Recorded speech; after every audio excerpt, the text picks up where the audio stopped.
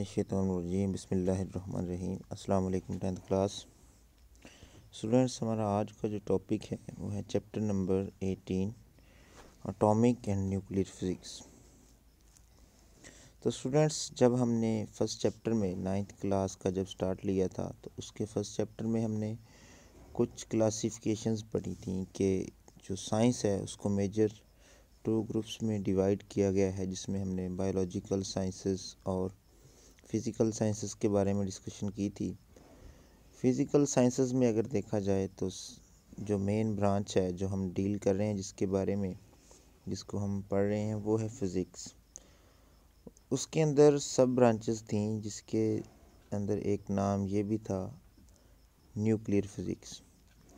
Nuclear physics क्या है? जो बेसिकली एटॉमिक स्ट्रक्चर और न्यूक्लियस के बारे में डिस्कशन होती है, वो ब्रांच न्यूक्लियर फ़िज़िक्स कहलाती है। यानी बेसिकली जिसके अंदर एटॉमिक न्यूक्लियस के बारे में डिस्कशन हो, उसके बारे में क्या उसका स्ट्रक्चर है, क्या उसमें पार्टिकल्स हैं, किस तरह की उसका बनावट है, क्या उसमें तब्दीलियाँ आ सकती हैं, ये सारी बातें, ये सारे reactions atomic and nuclear physics के अंदर ही आते हैं। तो स्टूडेंट्स, हमारा ये जो 18 चैप्टर है ये कुछ इन्हीं टॉपिक्स पे डिपेंड करेगा। स्टार्ट करते हैं स्टूडेंट्स। हमारा जो आज का टॉपिक है जिसमें एक नाम आया है एटॉमिक। तो बेसिकली स्टूडेंट, ये एक ग्रीक वर्ड एटमॉस से निकला है, जिसके मीनिंग क्या है? इनडिविजिबल, यानी कि डिवाइड नहीं हो सकता एटम्स। स्टूडेंट्स, ये जो अजम्पशंस हैं ये बहुत पहले की बात है, जब साइंस ने इतनी तरक्की नहीं की थी, कोई इसमें ग्रूमिंग नहीं हुई थी। तब की बात है कि एटॉमिक है या एटम है, उसको हम मज़ीद तकसीम नहीं कर सकते। तो ये बहुत पुरानी थ्योरी है स्टूडेंट्स। के बाद साइंस के अंदर बहुत सारे मिरेकल्स, बहुत सारी तहकीकात हुई, इसमें ये प्रूव हुआ कि जो एटम है वो डिविजिबल है। यानी पहले जो ये कंसिडर किया जाता था कि जो एटम है वो कंबाइन है, लेकिन अब जो तहकीकात की वजह से, तहकीकात की बिना पे हमें जिस नतीजा पर हम पहुँचे हैं, हमारी साइंस जिस नतीजा पर पहुँची है, वो यही है कि जो एटम है वो एक कंपोजिट सिस्टम है, जिसके अंदर एक ही पार्टिकल नहीं है। अगर हम उसके मेजर जो 3 पार्टिकल हैं, फॉर एग्ज़ाम्पल प्रोटॉन, न्यूट्रॉन और इलेक्ट्रॉन, इनकी बात करें।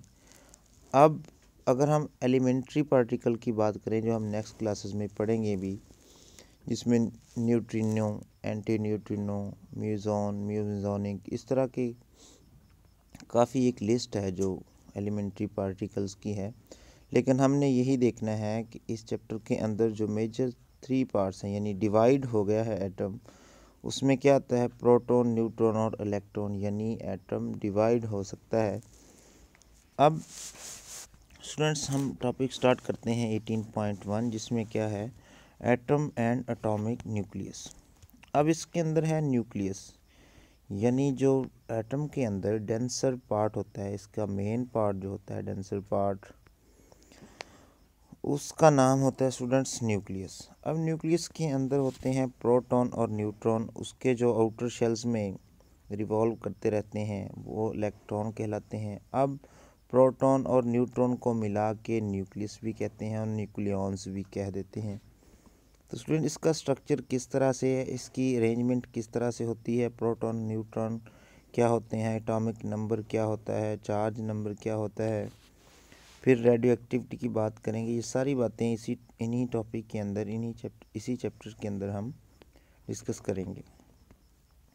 स्टूडेंट्स, थोड़ी सी डिस्कशन है जो हम रीड करने जा रहे हैं। Rutherford discover that the positive charge in an atom was concentrated in a small region called nucleus. The nucleus contains protons and neutrons, which are collectively called nucleons. तो students, जो nucleus के अंदर हैं वो डेंसर पार्ट है, वो proton और neutron पर मुश्तमिल होता है। इन दोनों को मिला के न्यूक्लियस का नाम देते हैं। Atoms also contain electrons which revolve on nearly circular orbits about the positive charge nucleus.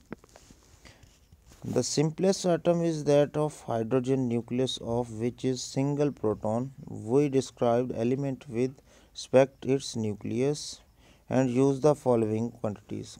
Students यहाँ कुछ क्वांटिटीज़ लिखी गई हैं जिसमें एटॉमिक नंबर क्या है, न्यूट्रॉन नंबर क्या है, एटॉमिक मास नंबर क्या है। लेकिन यहाँ पे एक इम्पोर्टेंट क्वेश्चन अराइज होता है, अगर हम इलेक्ट्रॉन की बात करें तो इस पे क्या है, नेगेटिव चार्ज है। अब एक बात इधर और भी की गई है कि जो मेन पार्ट है इसका न्यूक्लियस वो क्या है, पॉजिटिव चार्ज पार्टिकल है। तो स्टूडेंट्स अगर हम ये बात करें कि अगर चार्ज की डिस्ट्रीब्यूशन की बात करें तो जो हमने लॉ पढ़ा है कि जो अपोजिट चार्जेस होते हैं वो एक दूसरे को अट्रैक्ट करते हैं।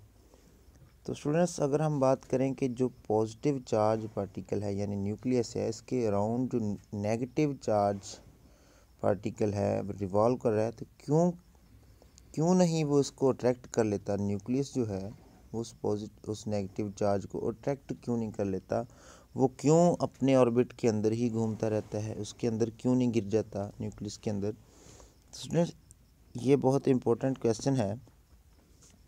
तो इस क्वेश्चन का जवाब हम नेक्स्ट लेक्चर्स के अंदर भी डील करेंगे, लेकिन एक थोड़ा सा कंसेप्ट इसके अंदर है। स्टूडेंट्स जब होल एटम की हम बात करते हैं तो उसके अंदर बहुत सारी फोर्सेस लाई कर रही होती हैं। अगर हम बात करें कूलम अट्रैक्शन फोर्स की, कूलम रिपल्सिव फोर्स की, या हम शॉर्ट रेंज फोर्स की बात करें, तो कुछ इन्हीं फोर्सेस के अंदर हम उस बात का जवाब दे सकते हैं। तो स्टूडेंट्स अब कुछ टर्म्स हैं हम उनकी बात करेंगे, लेकिन जो बात हमने अभी स्टार्ट की थी कि वो जो इलेक्ट्रॉन्स हैं वो क्यों नहीं उसके अंदर गिर जाते न्यूक्लियस के अंदर। तो स्टूडेंट्स जिस तरह से दो फोर्सेस का हम अगर नाम लें, एक होती है कूलम अट्रैक्शन फोर्स, एक होती है कूलम रिपल्सिव फोर्स।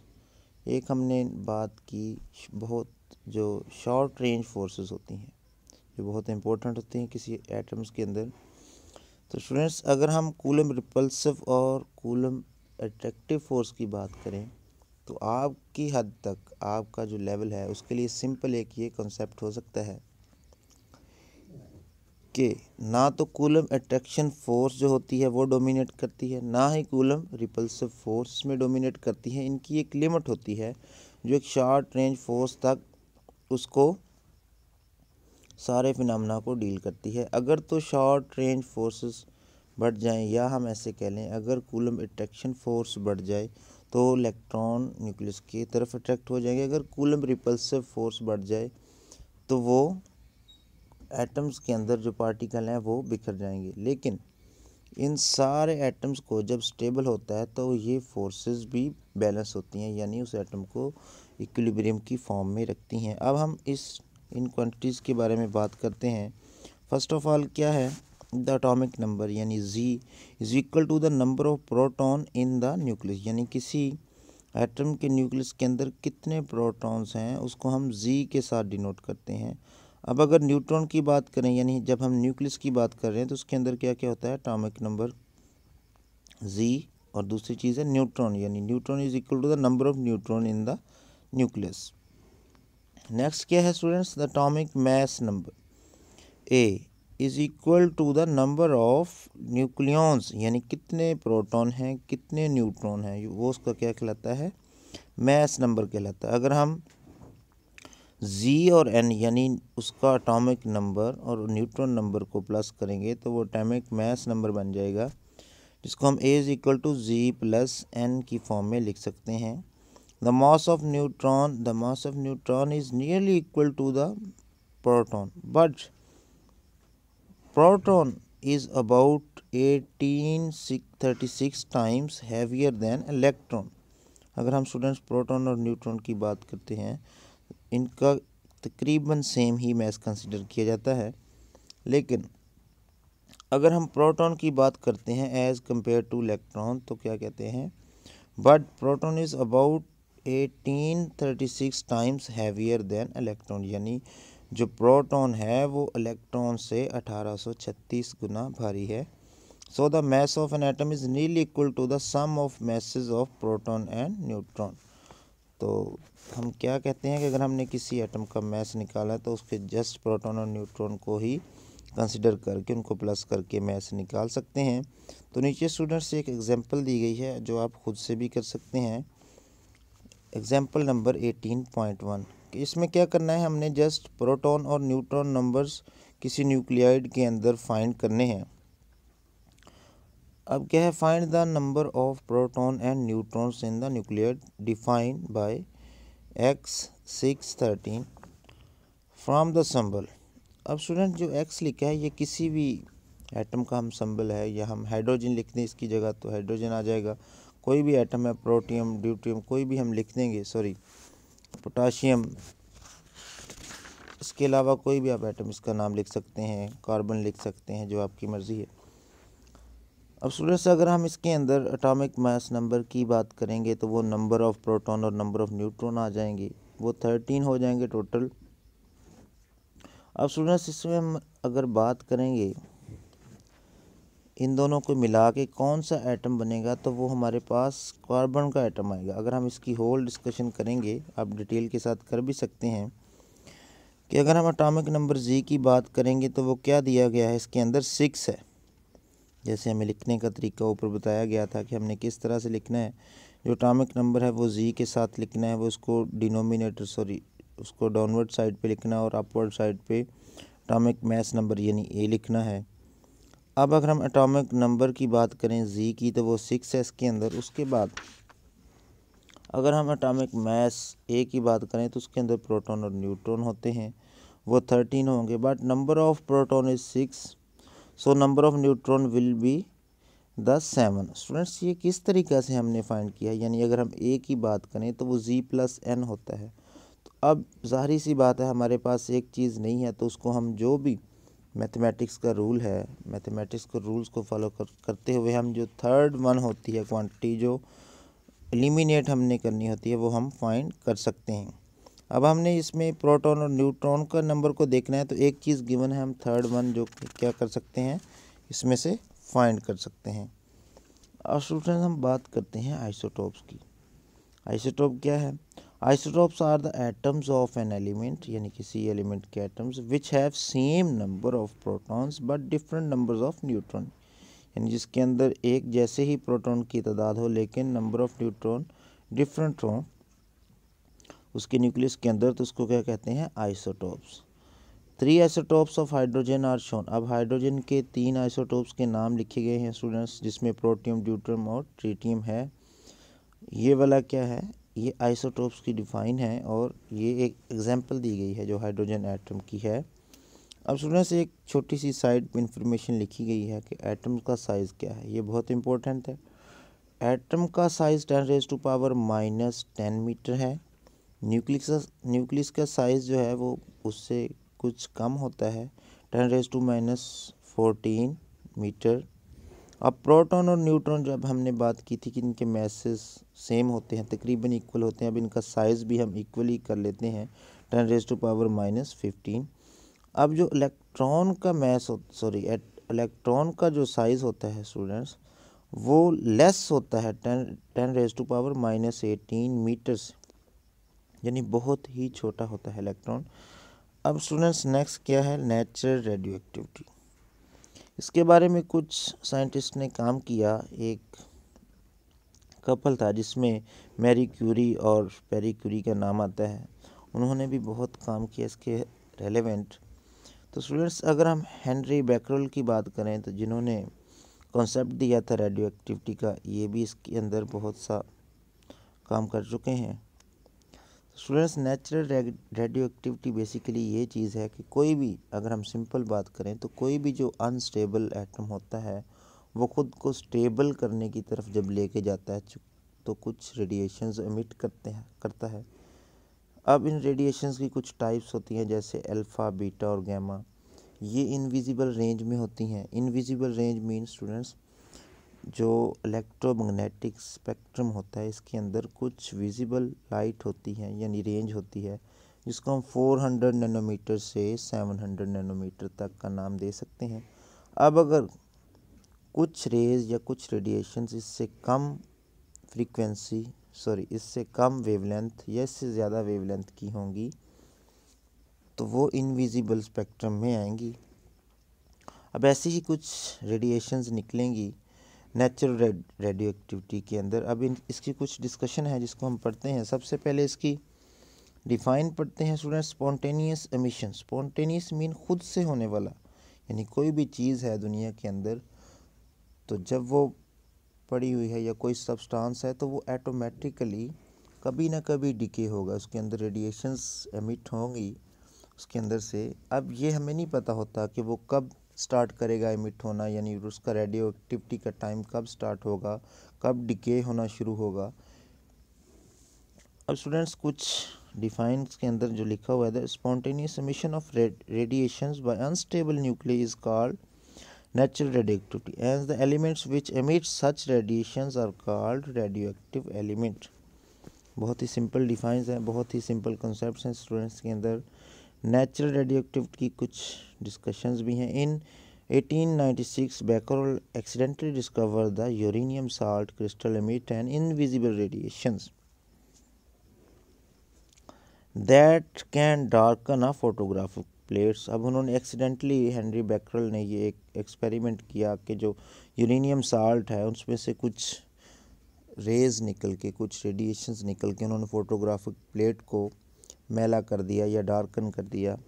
अब जब उन्होंने एक्सपेरिमेंट किया, चेक किया कि ये कौन कौन सी इनकी नेचर है, ये बाद की बात है, जस्ट ये देखा कि रेडिएशंस निकलती हैं। बाद में उनमें काफ़ी अमेंडमेंट करके इसके साथ एक्सपेरिमेंट्स किए कि इनकी नेचर कैसी है, रेडिएशंस कौन सी हैं, इनके नाम क्या है, इनकी पेनिट्रेटिंग पावर क्या है, इनकी प्रॉपर्टीज़ क्या है, ये भी हम नेक्स्ट लेक्चर में डिस्कस करेंगे। He also observe the radiations had the ability to analyse a gas, यानी उनके अंदर ये भी एबिलिटी थी कि वो आयोनाइज कर सकती थी गैस को। Subsequent experiments by the other scientists showed that other substances also emitted radiation, यानी और भी जो substances हैं वो भी emit करते हैं radiations। The most significant investigation of this type were conducted by Marie Curie and her husband Pierre Curie. They discovered two new elements which emitted radiations. These were named polonium and radium. This process of emission of radiations by some elements was called natural radioactivity by Marie Curie। और students Pierre Curie और Marie Curie ने भी दो elements और उनका नाम दिया कि जो रेडिएशंस एमिट कर सकते हैं, जिसमें पोलोनियम एंड रेडियम है। नेक्स्ट स्टूडेंट्स इन्होंने एक्सपेरिमेंट्स करके इसके बारे में मज़ीद तहकीकात की और सजेशन दी बैकरोल को कि इनके बारे में और क्या काम हो सकते हैं या डिसइंटीग्रेशन किस तरह से हो सकती है किसी अनस्टेबल न्यूक्लियाई की। ये सारी बातें हम नेक्स्ट लेक्चर के अंदर डिस्कस करेंगे। लेकिन जब इसकी एमिशन के बारे में, रेडियोएक्टिव के बारे में कुछ उन्होंने तहकीकात की तो जस्ट सिंपली अल्फ़ा, बीटा और गैमा रेज़ के बारे में ही डिस्कशन हुई। अब उनकी प्रॉपर्टीज़ कैसी हैं, किस तरह से वो पेनिट्रेटिंग पावर रखते हैं, किसकी ज़्यादा पेनिट्रेटिंग पावर है, किसकी कम है, तो ये स्टूडेंट्स हम नेक्स्ट लेक्चर के अंदर बात करेंगे। उम्मीद करता हूँ स्टूडेंट्स आपको इसके बारे में कुछ समझ आई होगी। इंशाल्लाह नेक्स्ट लेक्चर के साथ फिर हाज़िर होंगे। अल्लाह हाफिज़।